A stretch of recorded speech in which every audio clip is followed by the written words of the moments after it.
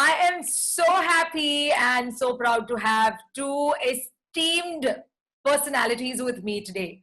One is, of course, someone who is an ambassador now of health, and I could call her the celebrity ambassador or the star ambassador of health, and that's Shilpa Shetty.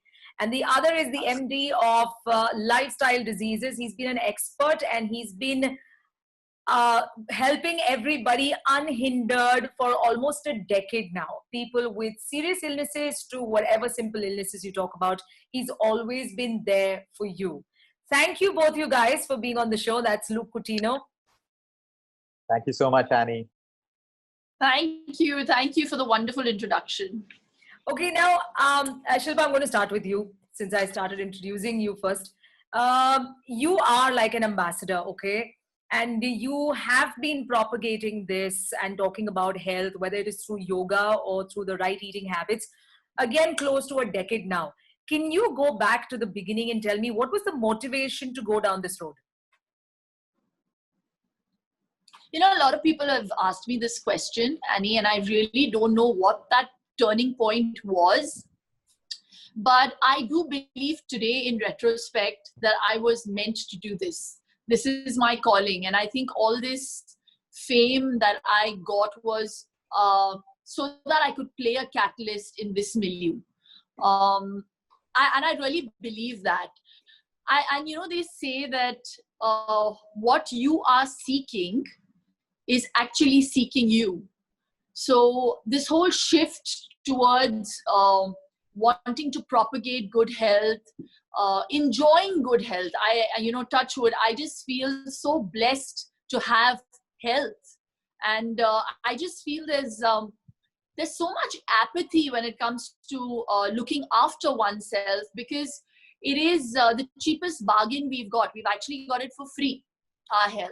And till you don't, put a value to something in this time and age, I feel we don't pay attention to it, or we don't value it.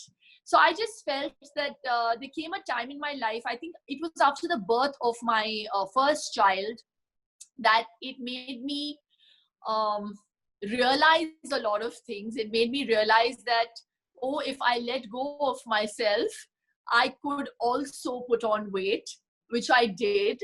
And having a child, I think, was the alibi for me to just let go of myself, because, I started working from the age of 17. And not that I really craved for anything when it came to food. I ate what I felt like. But when you have time on your side, when you have age on your side, and great genes to back it, it isn't too much of an effort. But then when you become a mother at 32, and you suddenly put on 18 kilos and you don't lose it for like a good 7 months, it takes a toll.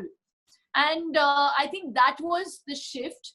But then I also had a lot of people from my father's side who were ailing with cancer. I lost my aunt recently, my paternal aunt, to cancer. I lost an uncle to cancer, prostate. And then my dad passed away with a cardiac arrest. And one of my uncles still he's in remission, and he's been through cancer. So that kind of, was like a wake up call for me. And it is, and Luke is someone who deals with cancer cases on an everyday basis. And he reiterates the fact that, it is a lifestyle disease, unfortunately. And some are obviously genetic, or, some of those really rare cases. But that really kind of shook me up. And that made me realize that as an actor, as someone who people look up to, if I can use that fame to pay, to bring attention to something that needs it. And what could be more precious than health? I started directing my energies there, and I started using my social media handles to do my bit in a small way. And then I met Luke, and he changed my life and my perspective on things. And then we came together, and now we're a team.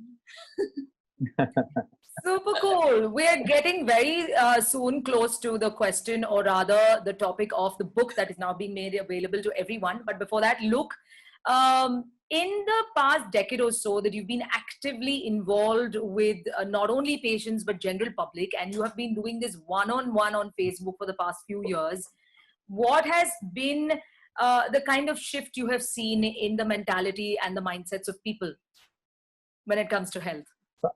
So, Annie, I think there is a huge mentality shift now. People are becoming more aware. But like Shilpa rightly said, it comes down to your lifestyle. It's good, if we have awareness, but if we don't do anything about it, like everyone already knows that they should eat well, they should exercise, they should do Shilpa's yoga, they should sleep well. Everyone knows what they should do, but they don't do it. So awareness exists, but action doesn't. A lot of people's lifestyles, they start off and then they stop doing it. And I really think that people, the two missing ingredients, like I always say, is discipline and consistency. Like you talk to anyone, whether you want to build a successful career, a successful business, anything in life takes discipline and consistency, including your health, including your health. So, I want to go back to what Shilpa says. She really does eat. I've seen her eat and she enjoys it. And that's okay. That's what we try to tell people. You don't have to be extreme, but she's also disciplined and consistent in every other department of her life when it comes to her sleep or exercise and her stress. So, people are allowed to enjoy life, have a reward day, enjoy your holidays, but that discipline and consistency needs to be there. So yes, there is a lot more awareness, but until people start getting motivated to stay consistent with some amount of discipline, and people make things too difficult. Everyone is taking extremes today. They're jumping onto extreme fads, and it's not needed. Some of the healthiest people have the simplest lives. They do everything in balance and moderation. They live longer, less disease, and they're happy at the end of the day. So I think the shift is really happening, but now people have to start putting it into action. Absolutely. I want to come back now to the topic of the pandemic. It's been more than 3 months. We're in the 4th month. The extension, at least for a city like Mumbai and Maharashtra, has been up until the 31st of July because the administration probably is finding it really difficult to get it under control. Our infrastructure is weak, but that's the story in almost all countries. Shilpa, what has this lockdown meant to you personally?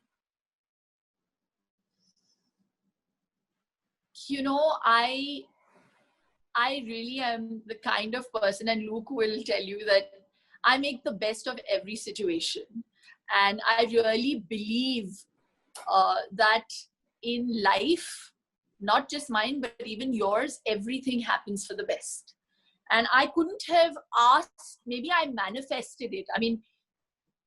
It worked in my favor. I really wish that we weren't struck with COVID-19, but it took a calamity like this, a pandemic, for me to be stuck at home and stuck to my newborn. And I really wanted that time. So I don't know how, but it just happened. But my child, Samisha, was born. I was in Delhi, and I was petrified. I had no idea how I was going to get back to work after a month. I'd taken a break. I'd taken a maternity leave for a month. I'd put everything on hold. And in the midst of shooting 2 movies, shooting a lot of other stuff, churning out stuff for my app, my YouTube channel, Samisha just happened, and we were planning her for a very, very long time. But just when I kind of let it be, it just worked for me. And c'est la vie. When you don't pay so much attention to things, I feel you're you're prepared for it, and things just happen. But coming back to what it has taught me, it's given me a lot of time to introspect, a lot of time with my child. We've made some changes in our life. We lead very fast-paced lives, as you know, as actors. My husband's very busy with whatever he's doing. We all congregate and we meet on the dinner table and we spend that quality time. We're both very hands-on parents, but this kind of qualitative time that we have received from the Lord is something that I am so grateful for. And we made the best use of it. I'm learning new things. We churned out this book, um, and the Magic Immunity Pill really was a pill that came right in time, and it was produced in time thanks to Luke. Um, we've got deeper into meditation. We've started uh, letting go of some eating habits that have become addictions. Like we've taken up vegetarianism, Raj and me. We maybe, we kind of became a little complacent in our lives, and we're like, why trouble people, and let's just do our own thing. So I remember I told Raj 2 years ago, I said, the day you decide to give up non-vegetarian is the day I will do it with you. Because you need support, just one person trying to do it and the other person, I can't be cooking 4 different dishes every time, So we had to be a little practical about that. We're doing more yoga. I've become more flexible, and it's wonderful. Yeah. Trust me, people think that I'm like this pretzel. I can contort my body in all directions. No, it's not. It's not that simple. It's a lot of work. Work in progress. I have seen you contorting yourself quite well, by the way, in quite a few of your images on Insta also. So. Well, they say you are as young as your spine. So I'm trying to stay young. Luke, Shilpa has raised a very important point, meditation. And associating with meditation is mental health. Shilpa has been very optimistic throughout these 3 months, and she's only looking at the bright side, which is good. But not everybody is able to do that. And mental health seems to have become such a big talk point that every organization, mental health institution, has been scampering to answer phone calls of panic attacks or anxiety or depression. It has increased multifold. Meditation does help. It's helping me. I'm sure it helps a lot many more people. What is the stress you would want to put, Luke, when it comes to mental health, especially through the pandemic, which we know is going to last for a while? Right. So I think, Annie, just a very small population of people who go through depression have very severe, chemical imbalances of their serotonin and dopamine, and they need medication to correct it. For everyone else, the first thing is we have to understand our mental health is our responsibility. Number one, okay, accept it. Because we think we can outsource our problems and it's going to be solved by the world. So when you know it's your responsibility, yes, you can take all the help in the world. But you also know that you have to participate in the healing. You can't just sit at home and say, I'm going to be depressed. You got to take action to get better. So I think that's the first step towards this whole mental awareness thing, because it's blowing out of proportion. Everyone is acting like something external is going to solve the problem. You can have the best counselors, you can have the best medication, but finally only you can make the change. You have to decide that I want to make the change. A lot of people going through mental health issues right now are not willing to even do the basics. They don't want to start moving their body. Exercise scientifically and medically today is an antidepressant. If you're not exercising, forget about getting better with your mental health. Number two is your sleep. People are not willing to change their sleep habits. They still want to sleep at 3, 4, 5 in the morning on social media, on TV. If you're not willing to do the basics, nothing around you is going to work. Number three, let's use Shilpa's example. It doesn't matter who we are, where we are, what our designations are, how our bank balances look. No, it doesn't matter. What matters is, what are you doing with this time? See, to be fair, everyone has been dealt the same hand of lockdown. Everyone, no matter who you are. Now, the first thing is everyone says that, oh, but I have it worse. You have it worse. No, everyone has been dealt the same hand.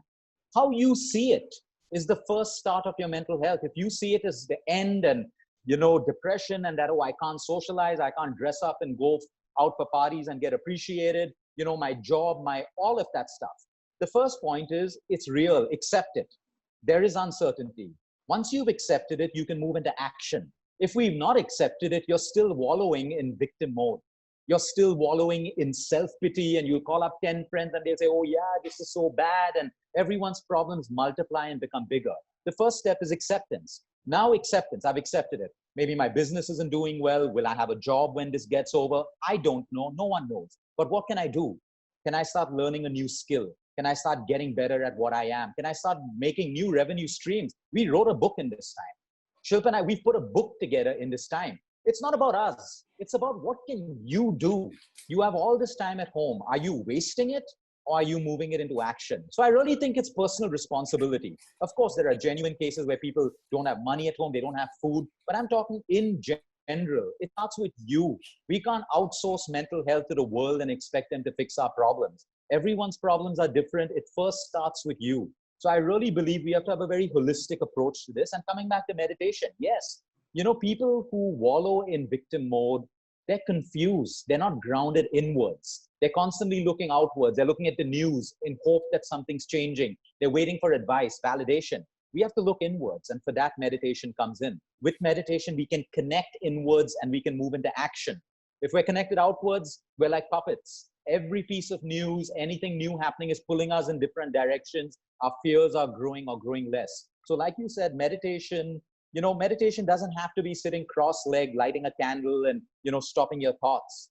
It could be someone immersed in a 1-hour yoga class. You don't think of anything. That's meditation. I could be listening to music.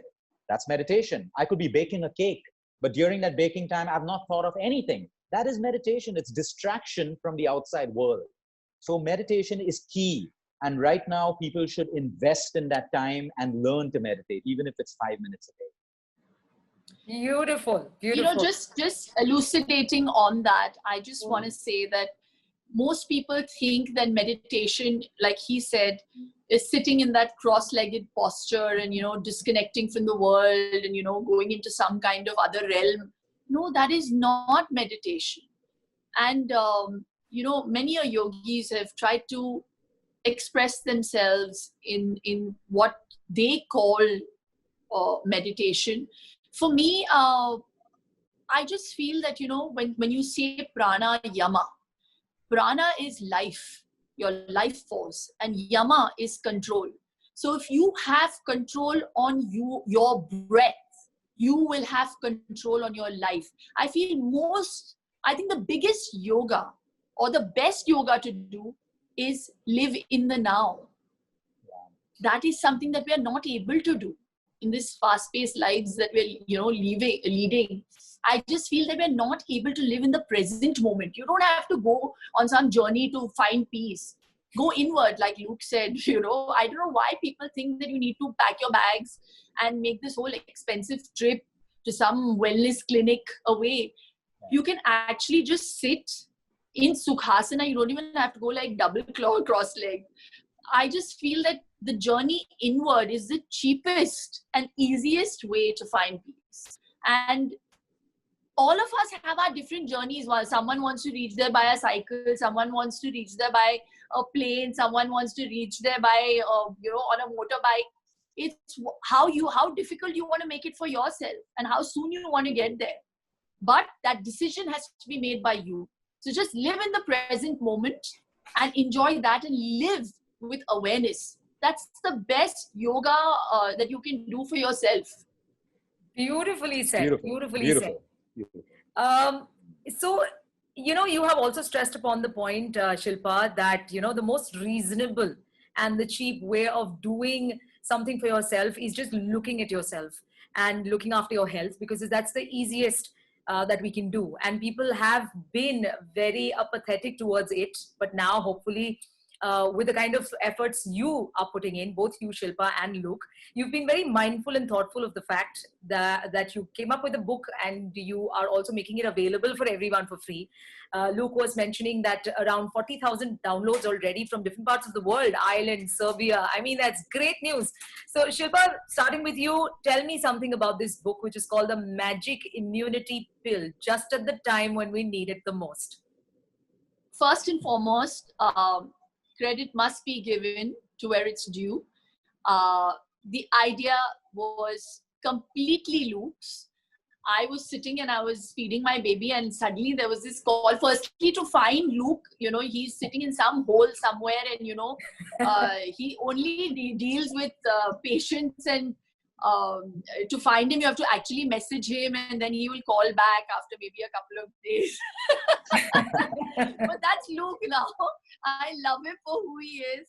but maybe this altruistic streak in him that he has, and we kind of share that common passion about health. He called me, and it was like a lightning call. He was like, Shilpa, I was thinking, I was writing this book, and I really want you to be part of it, and it's going to be free. And that's all he said to me. I still remember this conversation verbatim. And I said, okay, Luke, how do you want me to contribute? So that's how it began.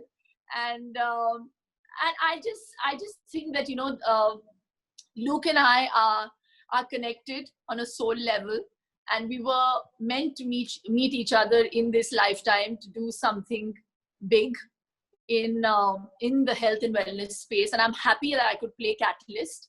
So about the book, The Magic Immunity Pill, and it really boils down to just one thing: it is lifestyle, and that's what the book revolves around. And 4 very important pillars: emotional wellness, quality sleep, balanced nutrition, and adequate exercise. We're not telling you go sleep in the gym, just do basic things. And I think most importantly, the 2 very key words that I want to use is living in awareness and eating mindfully. That is extremely important. That's something that I feel we are a little apathetic towards, when it comes to health. And I just think that, my favorite chapter is where Luke has talked about forgiving and accepting and letting go. Well, people love listening to him speak about nutrition, but these are very, very important, important pointers to take cognizance of in our life today. I just feel that we kind of we underestimate the power of gratitude and forgiveness. And if you have these 2 pillars in your life, you will be strong and you will be able to withstand any storm. And I really believe that out of experience. The power of visualization, the power of I know this sounds like some utopian world, and we're getting into this very esoteric conversation, but no, these things actually exist. And I am a true example of all these things together, because I hail from a middle class family in Chembur, and I really believe that it is the fact that I was able to forgive along my journey of working so hard. There were a lot of people that didn't want me to come up, and I forgive them. And I actually have worked with those people who have actually tried to harm me after that. And I really feel that, I have immense gratitude for those people who actually put me down in my low phase, because I emerged like a phoenix after that, because I wouldn't have worked hard. I would have been really complacent, knowing my nature. So I just feel that in life, you need people to put you down, to be able to know your own strength. And all these things really, come from a place of experience. And that is something that we've tried to put together in this book. We're not just sitting here and saying that, we are enjoying good health because we're eating avocado. You know what I'm saying? Really, we're eating dal chawal and we're very happy, and we eat ghee. We're like normal, simple people. And I really think, somebody said recently to me, it was such a cool statement. And because we're talking about immunity, they said, even if you can't afford ghee, take a loan and start drinking it. So I swear by ghee. Luke and I think it's really the new age superfood. While it's lived, we've lived on it all our lives. Coconut oil. So we really believe that while there is pay a lot of attention to when it comes to immunity, there are these factors that are external that you can't touch and feel, but they play a very, very important role in our lives. Absolutely. And the best investment at this point in time that everybody needs to do is, of course, investment in health, which is why when you said take a loan, I think, people might as well think in that direction. They'll actually take a loan for a damn prescription and say, you'd rather precaution is better than cure. You'd rather take a loan and buy ghee. Okay, quickly, I'm going to ask Luke now. Luke, what do you have to say? What was the intention of this? You know, one sec, hold on. Sorry. Hmm. What was the intention of this book, and what is your message through this book? So I think let me just take off from Shilpa because she's being too kind and generous with her words. Number one, yes, I do love you, Shilpa, and a lot of people say, why do you work? If you have a thing for Shettys, you only want to work with Shilpa all the time. Why can't you write a book with me? Why can't you do something like that? And I'll tell you why. Yes, we are connected. I mean, she says what's on her mind. I'm so tired of dealing with people who, hold facades all the time. And, you have to get through 10 facades until you get to the real person. With Shilpa, there is no facade. It's straight to the point.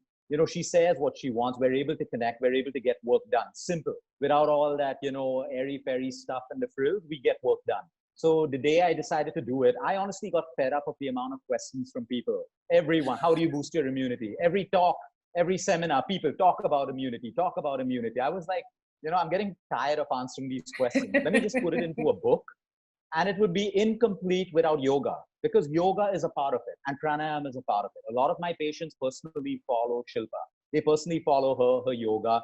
I'm not a yoga expert. I'm not a pranayama expert. I practice, but I'm not an expert. And when you're writing a book, you want people to learn the real way. So I really needed Shilpa, and I wouldn't do this without her. I picked up the phone and I told her, but I didn't even have to speak for her. Like she said, when I said, I want to do this for you, she was like, that's it. I'm in, nothing else. She didn't even listen to what she's supposed to do, So, but that's amazing, because I think this book was an object of manifestation. To make it free, see, I can put content free, Shilpa could put content free, we can do it free. But the main thing is, how do we get the editorials done, the publishing done? That costs money. But I reached out to a client of mine who runs a publishing platform, and I just told him the idea. He said, this is a noble cause, count me in.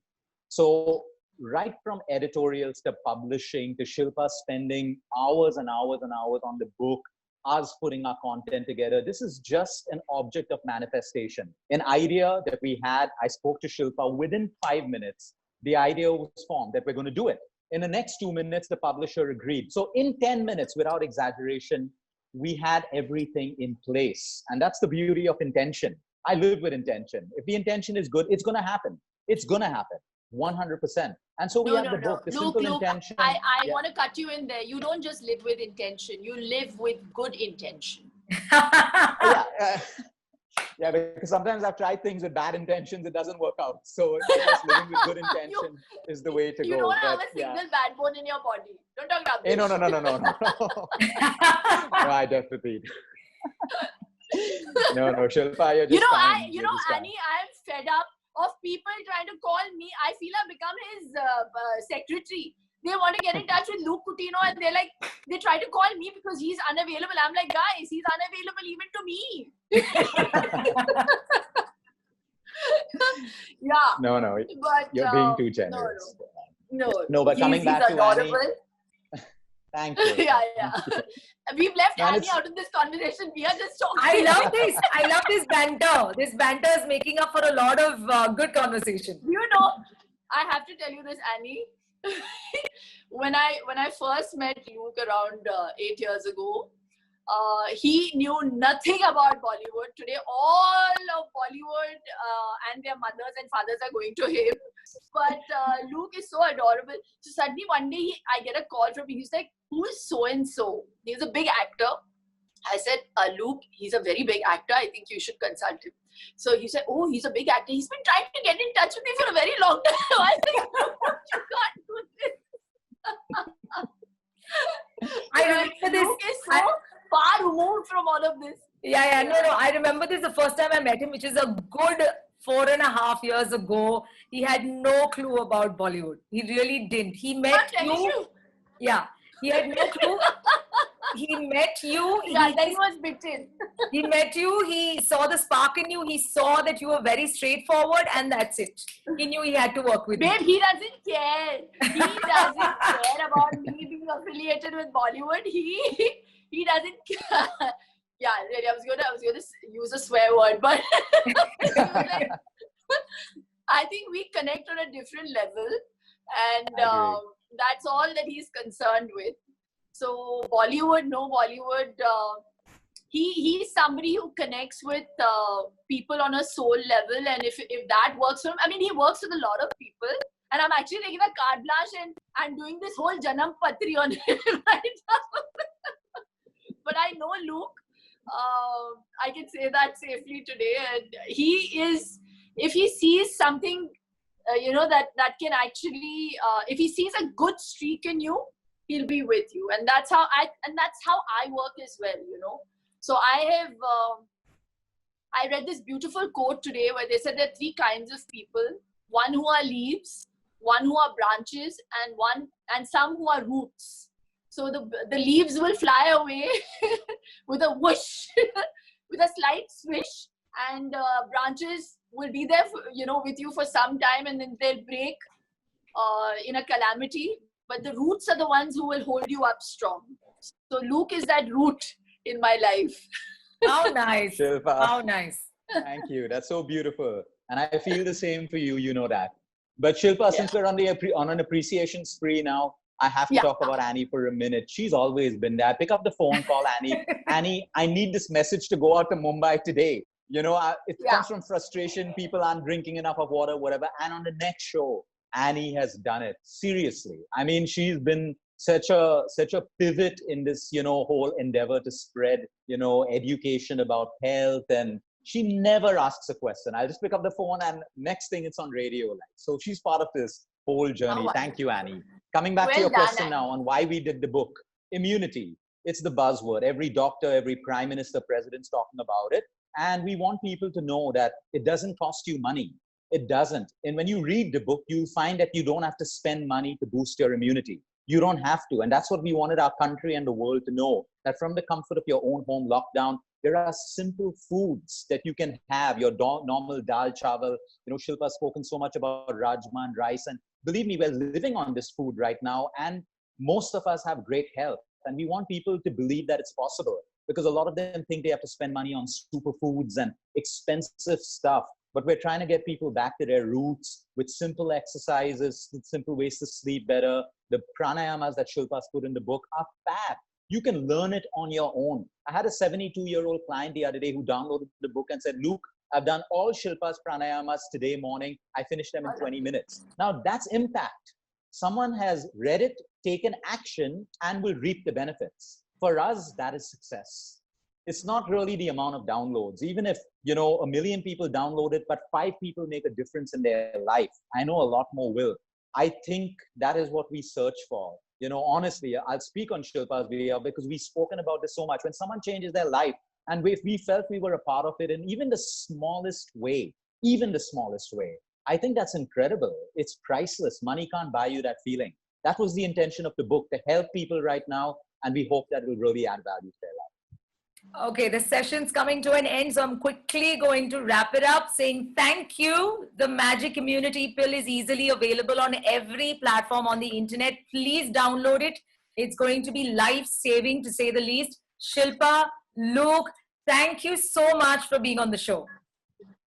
Thank you as always, for having us. Thank you. Thank you so much. Bye, Shilpa. Thank you. Okay.